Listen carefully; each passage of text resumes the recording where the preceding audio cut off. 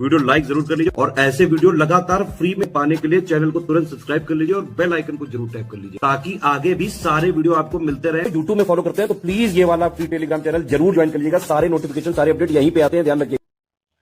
नमस्कार दोस्तों, exam preparation के यूट्यूब चैनल पर एक बार फिर से आप सभी का मैं प्रियंका बहुत बहुत स्वागत करती हूँ। आरओ री एग्ज़ाम के लिए हम लोग टेस्ट सीरीज सॉल्व कर रहे हैं जो कि डेली रात को 9 बजे आ रही है। उसी को फोकस करते हुए हम लोग आगे की क्लास कंटिन्यू कर रहे हैं। अगर आप न्यू हैं चैनल पर, ये क्लास डेली आप रात को 9 बजे देख सकते हैं, जिसमें आरओ का एग्ज़ाम हो या यूपी पीसीएस हो, आप दोनों को टारगेट करते हुए यहाँ पर क्लास कर सकते हैं। ये आपको जो टेस्ट सीरीज दी जा रही है, अलग अलग मॉक टेस्ट हैं और उनसे जो इंपॉर्टेंट क्वेश्चन हैं वो मैं लेकर के करवा रही हूँ। तो मतलब आप इसमें सीरियल देख रहे होंगे कि बिल्कुल एग्जैक्ट सीरियल नहीं चल रहा होगा। 100 to 150 क्वेश्चन में लेकर के चलती हूँ और उसमें भी जो आपके क्वेश्चन नहीं आ सकते हैं वो मैं इनको स्किप कर देती हूँ, लेकिन जो मोस्ट इंपॉर्टेंट क्वेश्चन है वो मैंने रखे हुए हैं। तो डेली इस सीरीज को फॉलो कीजिए। इसमें ज़्यादातर प्रश्न वो मिलेंगे जो लेटेस्ट ट्रेंड रहा है एग्जाम पैटर्न का, जैसे कि क्रोनोलॉजी वाले क्वेश्चन, स्टेटमेंट वाले क्वेश्चन और स्टेटमेंट देकर के पूछना कि इनमें से कौन कौन से कथन सही हैं। ठीक है, इस तरीके के ऑप्शन दे दिए जाते हैं। हिस्ट्री हो, ज्योग्राफी हो, पॉलिटी हो, यूपी जीके हो, सारे सब्जेक्ट आप यहाँ पर कवर करेंगे। तो ध्यान से इस क्लास को देखिए। इसके साथ साथ आप टेस्ट सीरीज ज्वाइन करना चाहते हैं या पेड क्विज लेना चाहते हैं, कंप्लीट क्रैश कोर्स पाना चाहते हैं, इसके लिए आप स्टडी फॉर सिविल सर्विसेज का कोर्स ज्वाइन कर सकते हैं। ये पेड ग्रुप के लिए आपको नंबर्स प्रोवाइड किए गए हैं। व्हाट्सएप मैसेज के थ्रू या कॉल करके आप जानकारी ले सकते हैं। कोशिश कीजिए अभी जो आप पढ़ रहे हैं उसको रिवाइज कीजिए, साथ में अच्छे से प्रैक्टिस कीजिए। प्रैक्टिस के लिए आपको टेस्ट सीरीज अवेलेबल कराई जा रही है, जो कि आपको पता है जो अभी लेटेस्ट ट्रेंड रहा है यूपीपीएससी का और बदलता जा रहा है, तो उसके अकॉर्डिंग आप खुद को तैयार कीजिए। आप वही पैटर्न फॉलो कीजिए, ना कि आप अलग से ऐसा कंटेंट पढ़ रहे हो जो आपके एग्जाम के लिए इंपॉर्टेंट भी ना हो और आपका टाइम वेस्ट हो जाए। ठीक है, तो आपको अब इतना पता होगा, आप एग्जाम देते हुए इतना समझ गए होंगे कि आपको कैसा ट्रेंड और पैटर्न रहा है और कैसे आपको कंटेंट अपना चूज करना है। ठीक है, इसके अलावा मैं जानकारी देना चाहूँगी, अगर आप कोर्स लेना चाहते हैं स्टडी फॉर सिविल सर्विसेज का तो ऐप डाउनलोड कर लीजिए। ऐप से आपको कोर्स मिल जाएगा जिससे आप आसानी से परचेज कर पाएंगे और ज्ञान सर कूपन कोड अप्लाई करेंगे तो डिस्काउंट भी मिल जाएगा। जरूरी नहीं है आप कोर्स ही परचेज कर रहे हैं तभी आप तैयारी कर सकते हैं। अगर आप सेल्फ स्टडी कर रहे हैं तो टेस्ट सीरीज ले लीजिए या फिर जो यूट्यूब पे स्टडी फॉर सिविल सर्विसेज का चैनल है उसे फॉलो करते रहिए, वहां पर आपको टेस्ट सीरीज प्रोवाइड की जा रही है। ठीक है, तो दोनों आपके पास ऑप्शन अवेलेबल हैं, आप जैसे भी मेहनत कर सकते हैं उसे तैयार कीजिए। इस चैनल पर आपको जीएस के जो इंपॉर्टेंट कंटेंट है जैसे कि टॉपिक वाइज है वो दोपहर 1 बजे आता है और रात को 9 बजे प्रैक्टिस कराई जा रही है। ठीक है, तो ये प्रैक्टिस की क्लास में कंटिन्यू कर रही हूँ। आप डेली ऐसे ही क्वेश्चन देख सकते हैं जो मोस्ट इंपॉर्टेंट है और रेगुलर अगर आप इसको फॉलो कर रहे हैं ना, रिवाइज कर लेंगे डेफिनेटली, जैसे कि अभी पीसीएस के पेपर में भी क्वेश्चन थे और ऐसे आगे भी मिलेंगे आपको। ठीक, चलिए स्टार्ट करते हैं क्लास। 101 क्वेश्चन है, निम्नलिखित में से कौन कभी प्रारूप समिति का सदस्य नहीं था? इनमें से बताना कौन सा मेंबर ड्राफ्टिंग कमेटी में नहीं था। ऑप्शन ए है एन माधव राव, बी है डीपी खेतान, सी है केएम मुंशी और डी है राजेंद्र प्रसाद। तो देखिए प्रारूप समिति के सदस्य कौन कौन थे, सबसे पहले आपको पता होना चाहिए। इसमें 7 सदस्य थे। डॉक्टर भीमराव अम्बेडकर इसके अध्यक्ष थे। नेक्स्ट जो पर्सन थे वो एन गोपाल स्वामी अयंगर थे, अल्लादी कृष्णा स्वामी अय्यर, कन्हैयालाल माणिकलाल मुंशी, सैयद मोहम्मद सादुल्ला, एन माधव राव थे, ये बीएल मित्र के स्थान पर आए थे। ठीक है, और डीपी खेतान 1948 में इनकी मृत्यु हुई डीपी खेतान की, तब टीटी कृष्णाचारी को सदस्य बनाया गया। ठीक है, अब यहाँ पर हमने राजेंद्र प्रसाद का नाम नहीं लिया है, बाकी 7 व्यक्तियों का नाम मैंने आपको बता दिया है, इसलिए इसका राइट आंसर क्या होगा? Option D. जिन्होंने भी नहीं सुना है वीडियो को एक बार स्लो करके फिर से सुन लीजिएगा और आपको 7 नाम याद हो जाएंगे। अगला प्रश्न देखते हैं। 102 है, उत्तर प्रदेश की विधानसभा में अनुसूचित जनजातियों के लिए आरक्षित सीटों की संख्या कितनी है? 2, 4, 7 या उपरोक्त में से कोई नहीं। तो सबसे पहले आपको यही पता होना चाहिए कि यूपी की विधानसभा में सीटें टोटल कितनी हैं। इसमें अनुसूचित जातियों के लिए आरक्षित सीटें और अनुसूचित जनजाति, और हमसे क्या क्या पूछा, एसटीज के लिए, शेड्यूल ट्राइब के लिए कितनी है? तो 2 हो जाएगी। ऑप्शन ए करेक्ट है। अगर आपसे पूछा जाएगा अनुसूचित जाति के लिए, एससी के लिए, तो 84 है। ठीक है, कंफ्यूज मत होइएगा।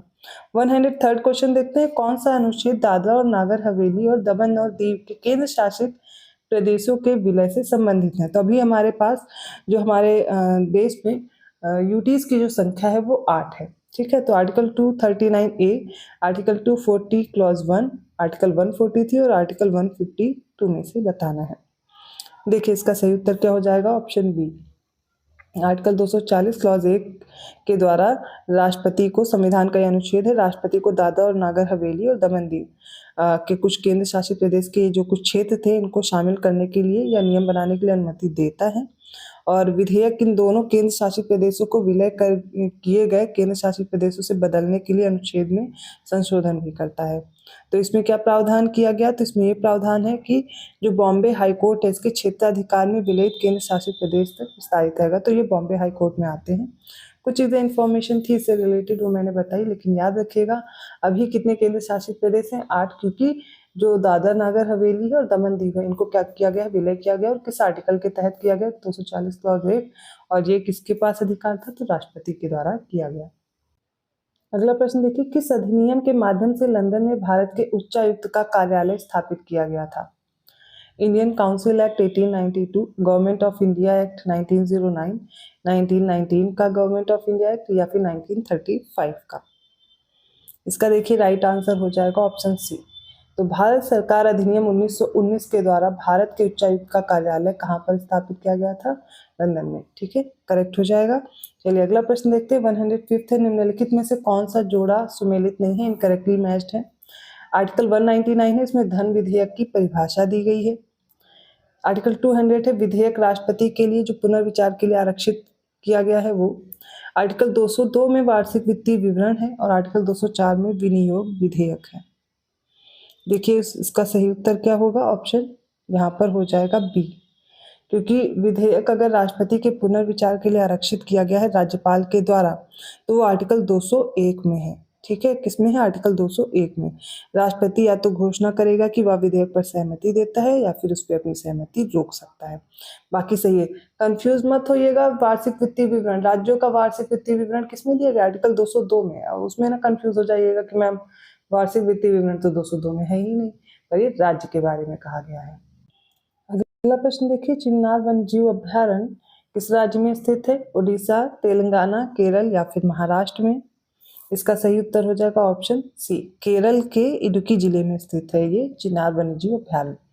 अगला प्रश्न है, सुबिका चित्रकला किस समुदाय के सांस्कृतिक इतिहास से जुड़ी है? मैतेई, कुकी, थडौ या नागा? इस तरीके के प्रश्न पूछ लिए जाते हैं और इसका सही उत्तर हो जाएगा ऑप्शन है मैतेई। तो सुबिका पेंटिंग शैली मैतेई समुदाय के सांस्कृतिक इतिहास से जुड़ी हुई है। ठीक है, तो याद रखिएगा ऑप्शन ए करेक्ट हो जाएगा। अगला प्रश्न है, निम्नलिखित में से किस मुद्रा आपूर्ति में डाकघर संगठनों के पास कुल जमा राशि शामिल है? M1, M2, M3 या M4? इसका राइट आंसर हो जाएगा इसमें M2 और M3 आ जाएगा, ऑप्शन बी करेक्ट है। 112वां प्रश्न देखिए, निम्नलिखित में से कौन सा ऐसा आर्टिकल है जो राज्य को विशेष रूप से महिलाओं और बच्चों की सुरक्षा की शक्ति देता है? आर्टिकल 15 क्लॉज 1, 15 क्लॉज 2, 15 क्लॉज 3 और 15 क्लॉज 4 दिया गया है। ठीक है, अब इसमें बताना है। तो देखिए जो ये आर्टिकल 15 है इसमें भेदभाव के खिलाफ एक मौलिक अधिकार दिया गया है। किसके तहत? आर्टिकल 15 के तहत। तो कहा गया है राज्य किसी नागरिक के खिलाफ केवल धर्म, नस्ल, जाति, लिंग या जन्म स्थान इनके आधार पर कोई भेदभाव नहीं करेगा। ठीक है, अब इसमें देखेंगे राइट आंसर क्या हो जाएगा, इसका ऑप्शन सी होगा 15 क्लॉज 3 में, क्योंकि इसमें कहा गया राज्य को महिलाओं और बच्चों की सुरक्षा करने की शक्ति है, मतलब आर्टिकल 15 क्लॉज 3 में। और आर्टिकल 15 क्लॉज 4 में कहा गया कि राज्य को पिछड़े वर्गों, अनुसूचित जातियों और अनुसूचित जनजातियों की रक्षा करने की शक्ति है। तो मतलब ये दोनों याद रखिएगा, महिलाओं के बारे में पूछा जाएगा तो 15 क्लॉज 3 और पिछड़े वर्ग या अनुसूचित जाति जनजातियों के लिए तो आर्टिकल 15 क्लॉज 4। ऑप्शन यहाँ पर सी करेक्ट है। देखिए, प्राक्कलन समिति के संबंध में निम्नलिखित कथनों पर विचार कीजिए। पहला है, इसका गठन जॉन मिथाई समिति की सिफारिश पर किया गया था। सेकंड है, सबसे बड़ी संसदीय समिति है। और थर्ड है, समिति के सभी सदस्य लोकसभा से चुने जाते हैं। उपरोक्त में से कौन से कथन सही है? इसका राइट आंसर हो जाएगा ऑप्शन डी, तीनों स्टेटमेंट करेक्ट है। अगला प्रश्न है, उच्च न्यायालय के न्यायाधीशों के संदर्भ में निम्नलिखित में से कौन सा कथन सत्य नहीं है? पहला, उच्च न्यायालय के न्यायाधीशों की नियुक्ति राज्य के राज्यपाल द्वारा की जाती है। सेकंड, उच्चतम न्यायालय के विपरीत उच्च न्यायालयों में न्यायाधीशों की संख्या निश्चित नहीं है। थर्ड है, जो हाई कोर्ट का रिट क्षेत्राधिकार है वो सुप्रीम कोर्ट के से ज्यादा व्यापक है। और डी है, हाई कोर्ट का एक न्यायाधीश जो इसकी 62 वर्ष की आयु प्राप्त करने तक वह अपने पद पर बना रहता है। कोई एक इनकरेक्ट है और वो क्या हो जाएगा? तो देखिए जो हाई कोर्ट है इनके जो न्यायाधीश हैं इनकी नियुक्ति किसके द्वारा की जाती है? राष्ट्रपति के द्वारा ना कि राज्यपाल के द्वारा। बाकी कथन सारे सही हैं कि सुप्रीम कोर्ट के विपरीत हाई कोर्ट में न्यायाधीशों की संख्या निश्चित नहीं होती है। और जो हाई कोर्ट है इसका जो रिट क्षेत्राधिकार है, ठीक है, रिट ज्यूरिसडिक्शन जो है वो ज्यादा वाइडर है, इसके कंपेयर में सुप्रीम कोर्ट से ज्यादा व्यापक है, ठीक है। और उच्च न्यायालय का जो न्यायाधीश है, अगर उसकी आयु की बात की जाए तो 62 वर्ष की आयु प्राप्त करने तक वो अपने पद पर बना रहता है। 115 क्वेश्चन पे आ गए हम लोग। संविधान संशोधन विधेयकों के संबंध में बताना है कौन सा ऑप्शन करेक्ट है। पहला स्टेटमेंट है विधेयक संसद के किसी भी सदन में प्रस्तुत किया जा सकता है। संविधान संशोधन विधेयक के बारे में बात हो रही है। सेकेंड, राष्ट्रपति या तो विधेयक पर सहमति दे सकता है या विधेयक को रोक सकता है, लेकिन विधेयक को पुनर्विचार के लिए लौटा नहीं सकता। इनमें से कौन सा कथन सही है? इसका राइट आंसर होगा ऑप्शन ए, केवल पहला कथन सही है कि किसी भी सदन में प्रस्तुत किया जा सकता है, लेकिन विधानमंडल में नहीं लाया जाता, राज्य विधानमंडल में नहीं आता है, संसद के किसी भी सदन में आ जाता है। तो विधेयक को प्रत्येक सदन में विशेष बहुमत से पारित किया जाना चाहिए, अर्थात सदन की कुल जो सदस्यता है उसका बहुमत होना चाहिए। सदन में जो उपस्थित हैं और मतदान करने वाले सदस्यों का 2/3 बहुमत से ये पारित भी होना चाहिए। तो संसद के दोनों सदनों द्वारा जो विधिवत पारित होने के बाद राष्ट्रपति को विधेयक पर अपनी सहमति देनी होगी। वो ना तो विधेयक पर अपनी सहमति रोक सकते हैं, ना ही विधेयक को संसद को पुनर्विचार के लिए लौटा सकते हैं। इसलिए ये स्टेटमेंट इनकरेक्ट हो जाएगा। ऐसा क्यों किया गया, ऐसा कब हुआ मतलब? तो 1971 में हुआ था 24th कॉन्स्टिट्यूशनल अमेंडमेंट, 24वां संविधान संशोधन अधिनियम आया था, जिसके तहत राष्ट्रपति के लिए संवैधानिक संशोधन विधेयक पर अपनी सहमति देना अनिवार्य कर दिया गया था। अब ये तथ्य आपको नहीं भूलना है, अब ये प्रश्न आपसे हमेशा सही होगा। अगला प्रश्न देखिए, नॉकनी सिंड्रोम निम्नलिखित में से किस प्रदूषक के कारण होता है? लेड, सिलिकॉन, आर्सेनिक या फिर फ्लोराइड की वजह से? इसका राइट आंसर होगा ऑप्शन डी, फ्लोराइड। तो फ्लोराइड से हड्डियों और जोड़ों में दर्द हो सकता है, घुटनों का बाहर की ओर झुकना ही क्या होता है? नॉकनी, घुटनों से संबंधित बीमारी है, नॉकनी सिंड्रोम ये कहलाता है, याद रखिएगा। अगला प्रश्न देखते हैं, कौन सा सतत विकास लक्ष्य महासागर और समुद्री संसाधनों के संरक्षण से संबंधित है? SDG 12, SDG 14, SDG 15 और SDG 16। इसका राइट आंसर हो जाएगा ऑप्शन बी, SDG 14। तो महासागरों, समुद्रों और समुद्री संसाधनों के संरक्षण और सतत उपयोग के बारे में है। मैंने आप लोगों से कहा था जितने भी सस्टेनेबल डेवलपमेंट गोल्स हैं उनको जरूर तैयार कर लीजिए। आपने नहीं किया तो मैं जल्दी एक क्लास आपको प्रोवाइड कर दूंगी, जिससे ये टॉपिक आपका प्रिपेयर हो जाएगा। अगला प्रश्न है, अंतरराष्ट्रीय सौर गठबंधन की जो स्थापना है वो कब हुई थी? 2015, 2016, 2018 या 2019? इसका सही उत्तर क्या हो जाएगा? ऑप्शन ए, 2015 में। तो 30 नवंबर 2015 को इसे लॉन्च किया गया था, याद रखिएगा। सौर ऊर्जा समाधानों की तैनाती के माध्यम से जलवायु परिवर्तन के खिलाफ प्रयास जुटाने के लिए भारत और फ्रांस इनका संयुक्त प्रयास था, और इसी में अंतरराष्ट्रीय सौर गठबंधन की कल्पना की गई थी, जिसे स्थापना कब किया गया या लॉन्च कब किया गया इसकी? तो 30 नवंबर 2015 को। अगला प्रश्न देखिए, एशिया का सबसे बड़ा घास का मैदान कौन सा है? फुंदिस मणिपुर का, बुग्याल उत्तराखंड का, बन्नी गुजरात का या खज्जर हिमाचल प्रदेश का? तो इस क्वेश्चन का आंसर देखिए क्या हो जाएगा। जो बन्नी है कच्छ के रण में स्थित है, गुजरात में, ठीक है। ये एशिया का सबसे बड़ा घास का मैदान है जो 2497 वर्ग किलोमीटर मतलब 2497 किलोमीटर स्क्वायर में फैला हुआ है। ये समृद्ध वन्य जीव और जैव विविधता के लिए जाना जाता है, इसलिए ऑप्शन सी यहाँ पर करेक्ट होगा। बाकी आप ये याद कर सकते हैं बाकी के घास के मैदान कौन से कहाँ, जैसे मैच करने को आया फुंदिस मणिपुर में हो जाएगा, बुग्याल उत्तराखंड में, बन्नी गुजरात और खज्जर हिमाचल प्रदेश। अगला देखिए, national SC/ST hub mega conclave हाल ही में आयोजित किया गया, पूछा गया कहाँ है? थोड़ा पुराना है ये क्वेश्चन, बट देख लीजिए, जालौन, उन्नाव, अमरोहा और रामपुर में से इसका सही उत्तर हो जाएगा ये जालौन यूपी में आयोजित किया गया था। तो आज के इंपॉर्टेंट क्वेश्चन थे इस सेट के, आई होप आपको समझ में आएंगे। किसी भी क्वेश्चन में डाउट लगता है आप कमेंट करके पूछिएगा।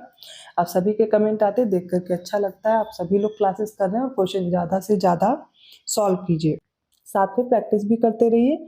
और पेड ग्रुप के लिए आप इन नंबर्स पे कांटेक्ट कर सकते हैं। कोशिश कीजिए आप जो पढ़ रहे हैं उसका ये भी देख लीजिए कि आपको टॉपिक प्रिपेयर हो रहा है या नहीं, उन सब्जेक्ट्स को भी देखिए। इसके लिए आपको ज़्यादा से ज़्यादा प्रैक्टिस की नीड है, तो प्रैक्टिस करते रहिए क्वेश्चंस की। और इसके लिए आप टेस्ट सीरीज या पेड क्विज इन नंबर पे इन्फॉर्मेशन लेकर के ज्वाइन कर सकते हैं, क्योंकि सिर्फ थ्योरी पढ़ने से या 2-4 क्वेश्चन अगर आप हल भी कर रहे हैं तो उससे फ़ायदा नहीं होने वाला है।